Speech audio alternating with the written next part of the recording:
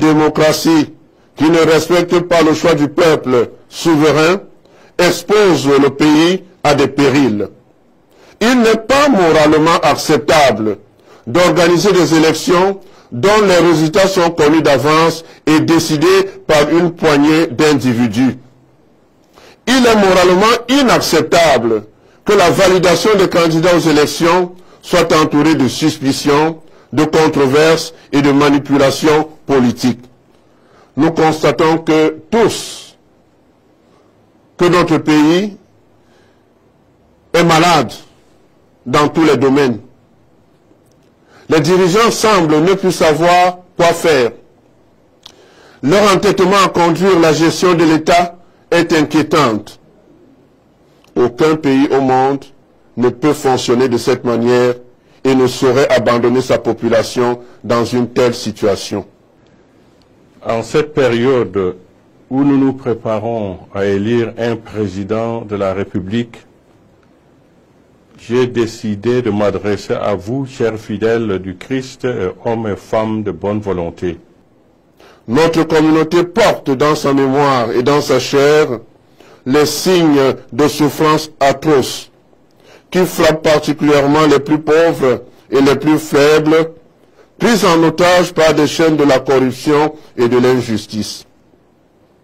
Aujourd'hui encore, tant de citoyens sont soumis au supplice de l'humiliation, de l'exclusion sociale, de l'injustice, ainsi que des traumatismes de l'acharnement systématique contre eux-mêmes et leurs proches. Le malaise qui ronge notre pays à l'heure actuelle et qui provoque un mécontentement généralisé dans les cœurs des citoyens en cette période préélectorale prend sa source dans des actes anti-évangéliques qui sont institués dans la gestion de notre pays. Nous nous faisons le devoir de les rappeler à la conscience de tous. La mauvaise gouvernance et la corruption, la démocratie dévoyée, la pauvreté généralisée et le chômage, l'immigration clandestine, le délabrement du réseau routier, l'accès difficile à l'eau et à l'électricité, la gestion nébuleuse du pétrole, les injustices dans l'exploitation minière, les crises anglophones et sécuritaires à l'extrême nord. Ces mots, si souvent décriés, pervertissent les relations entre les citoyens et les gouvernants, engendrent l'abus de pouvoir et l'injustice. Or, à l'heure actuelle et en tout temps, notre pays a soif d'une justice sociale qui s'exprime par le respect des droits de la personne humaine et le développement de tout ce qui lui permet de s'épanouir et de réaliser sa vocation. Premier point, la mauvaise gouvernance et la corruption au Cameroun. À maintes reprises, nous avons dénoncé la corruption dans notre pays, notamment dans notre lettre pastorale sur la conversion des cœurs et des mentalités pour une bonne gouvernance au Cameroun en 2022, durant la période du carême, sans qu'une action efficace des pouvoirs publics soit mise en place en vue de son éradication. Aujourd'hui, force est de reconnaître que notre pays, le Cameroun, est gangréné par le grave phénomène de la corruption. Cela peut se vérifier dans tous les domaines de la vie sociale, jusque dans la vie ordinaire. L'administration, l'éducation, la finance, les marchés publics, l'armée, la police, la gendarmerie, la justice, la religion, la santé publique. Cette corruption ne se manifeste pas seulement par le pillage et le gaspillage des ressources publiques, mais elle est aggravée par le train de vie exponentiel des membres du gouvernement, alors qu'une grande majorité de citoyens crèvent de faim. La conséquence qui en découle est que la corruption paralyse le fonctionnement même de l'État, crée des injustices et des inégalités au sein de la population et plonge toute la société dans le désespoir face à un lendemain incertain et hypothéqué.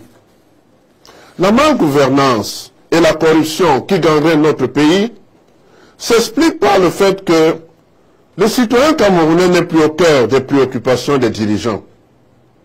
L'intérêt général n'est plus pris en considération. Le bien-être de tous est devenu une promesse fallacieuse. L'accent est plutôt mis sur l'individu, le groupe, le clan, l'ethnie, le lobby, en sacrifiant la majorité de la population, la poussant ainsi vers la paupérisation et la misère. La malgouvernance freine la croissance sociale, économique et même religieuse de notre pays. Elle détruit les acquis, compromet les aspirations légitimes des citoyens, met en péril la confiance entre le peuple et les gouvernants et le conduit sournoisement à l'asphyxie et à la mort. Une démocratie où les acteurs politiques sont méprisés, brutalisés, embastillés est vouée à l'échec. La démocratie, par la démocratie, nous avons le devoir de consolider le vivre ensemble dans la paix. Au moment où certains accentuent le repli identitaire, il s'agit en ce moment historique de notre pays de nous engager à construire ensemble un avenir basé sur la justice, la fraternité et l'amour. La démocratie, si elle est bien comprise comme telle, implique donc la tolérance, le dialogue, la transparence, la justice et la vérité. Mais la réalité des événements que nous vivons au quotidien ne nous engage pas, ne nous encourage pas à proclamer que la démocratie camerounaise obéit véritablement aux critères universels. Cela vient du fait qu'elle est entachée par la violence institutionnelle, les intimidations, l'absence de transparence, de vérité et de justice. Fort de ce triste constat, il est donc urgent d'inculquer une éducation démocratique aux acteurs sociaux, notamment les tenants des institutions républicaines et ses démembrements, les forces de l'ordre et de sécurité, les responsables des partis politiques et les acteurs de la société civile. Une démocratie qui ne respecte pas le choix du peuple souverain expose le pays à des périls. Il n'est pas moralement acceptable d'organiser des élections dont les résultats sont connus d'avance et décidés par une poignée d'individus. Il est moralement inacceptable que la validation des candidats aux élections soit entourée de suspicions, de controverses et de manipulations politiques. Nous apprenons que le scrutin présidentiel de 2018 a mobilisé 50 milliards de francs CFA et que celui de 2025 nécessite entre 65 et 70 milliards de francs CFA. Pourquoi donc tout ce gaspillage lorsqu'on connaît déjà le vainqueur? Autant ne pas organiser les élections pour ne pas appauvrir davantage les Camerounais. Pourquoi tant de ce budget qui finit souvent dans les poches des agents de l'État alors qu'ils peuvent être investis dans la construction des infrastructures routières, hospitalières et éducatives? Nous ne devons pas nous accommoder de ces mauvaises pratiques. Les inégalités et les injustices dans la redistribution des richesses, les chocs endogènes et exogènes, avec un impact négatif sur le pouvoir d'achat, de consommation et sur la qualité de la vie des millions de Camerounais. Ces appels que nous présentons permettent de mieux comprendre la situation qui prévaut aujourd'hui.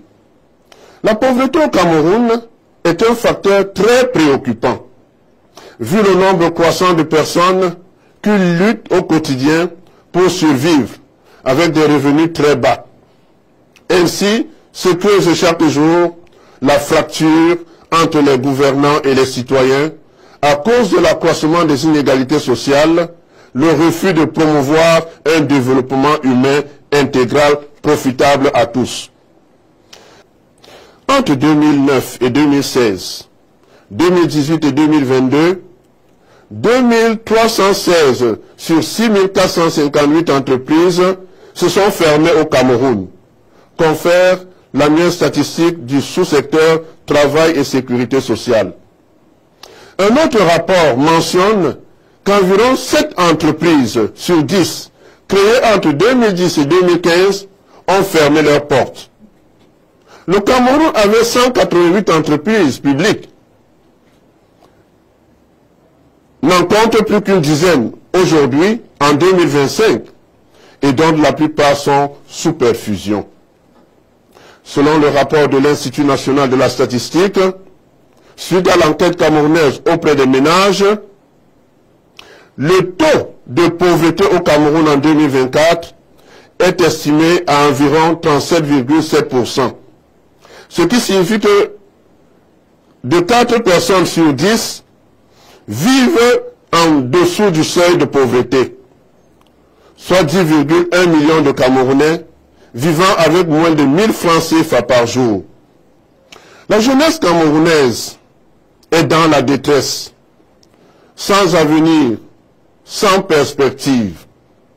Les jeunes sont contraints de partir vers d'autres cieux, à la recherche d'un emploi décent et de meilleures conditions de vie et de travail, d'éducation aussi, que leur pays, le Cameroun, ne peut leur offrir. Les facteurs à l'origine de cette situation sont la pauvreté croissante, un taux de chômage généralement estimé à 74%.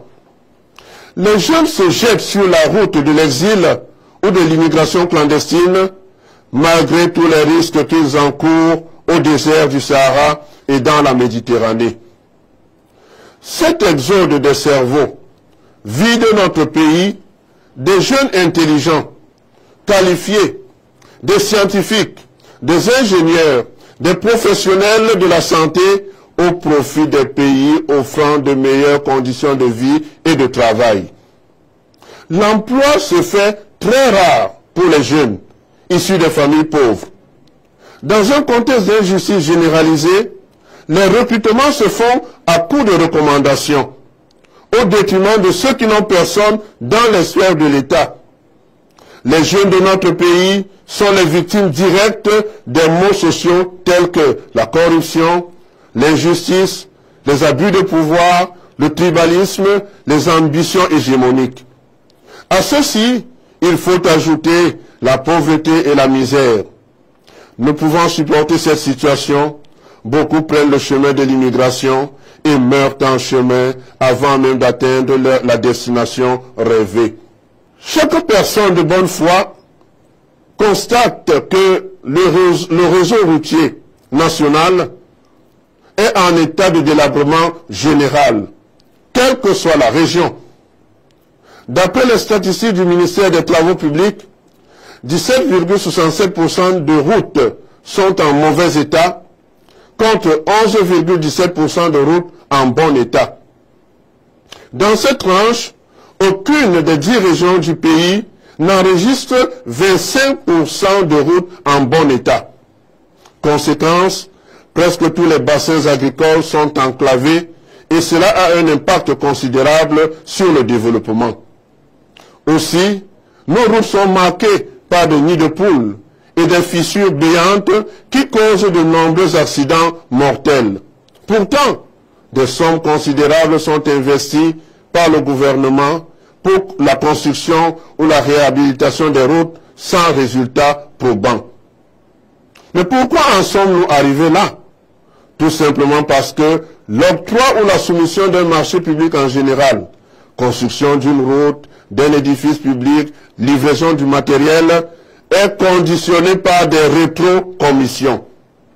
Très souvent, les différents projets ne sont pas totalement ou presque pas réalisés, soit parce qu'ils sont attribués aux entreprises fantômes, fictives, non qualifiées, appartenant parfois à des proches, à des amis ou au groupe de lobby, soit à cause de la longue chaîne des procédures administratives et de la corruption qu'ils doivent subir. Bien que connus, les auteurs ne sont nullement inquiétés. Au contraire, de nouveaux marchés publics leur sont toujours octroyés et les mêmes causes produisent alors les mêmes effets. Aucun pays au monde ne peut fonctionner de cette manière et ne saurait abandonner sa population dans une telle situation. La gestion nébuleuse du pétrole. Depuis 1977, le Cameroun produit le pétrole, mais sa gestion nébuleuse est nébuleuse et opaque. Elle est devenue en réalité une affaire de famille ou de clan. Les revenus issus de la commercialisation de ce pétrole sont très souvent détournés au profit d'une petite minorité, privant le Cameroun des ressources essentielles pour son développement. La transparence dans la gestion du pétrole camerounais est tout un mystère, car le domaine des hydrocarbures est confisqué par un groupe d'individus qui s'attribuent des marchés d'exploration, de forage, les contrats pétroliers, la commercialisation. Les nominations des responsables en charge des hydrocarbures, les dépenses et les recettes se font dans des officines secrètes. Cette pratique est nuisible au développement économique et social du Cameroun, car les revenus pétroliers ne profitent pas équitablement à toute la population. Ces fonds, estimés à des centaines de milliards, que les tenants des hydrocarbures détournent massivement, peuvent permettre d'investir dans les domaines tels que l'éducation, la santé, les infrastructures routières. Mais il est regrettable de constater que les hydrocarbures sont, non pas au service de l'économie nationale, mais la chasse gardée d'un cercle restreint du pouvoir politique qui exerce une tutelle directe de la société nationale des hydrocarbures, qui s'attribue les marchés, les postes et s'arroge tous les droits et privilèges alors que la majorité croupit dans la misère. Notre pétrole doit être géré selon la justice et la transparence et doit profiter à tous. Depuis plus de 80 ans, l'or est exploité dans la région de l'Est Cameroun. L'on y recense 51 secteurs miniers, 509 chantiers actifs et 48 630 artisans miniers. Les populations ont fondé leur espoir et leur avenir sur l'exploitation de l'or. Au contraire, ce métal précieux a plutôt apporté la pauvreté et la misère dans la région du soleil levant. De fait, son exploitation est accaparée par des fonctionnaires sans scrupules qui ont installé des réseaux de complices, de facilitateurs et de prédateurs. À dessein, le gouvernement ne semble pas instaurer des mesures fortes visant à réduire les trafics, les fraudes, les inégalités salariales, la corruption et l'exploitation abusive des terres. Les populations ne peuvent bénéficier des minéraux issus des terres de leurs ancêtres. Des milliards de francs CFA sont engloutis dans la fraude et la corruption avec des complicités dans les hautes sphères de la République. Des fonctionnaires qui s'estiment puissants ne respectent aucune loi. Pour preuve, le code minier stipule que l'exercice de l'activité artisanale est réservé aux seuls Camerounais titulaires d'une carte individuelle de prospection.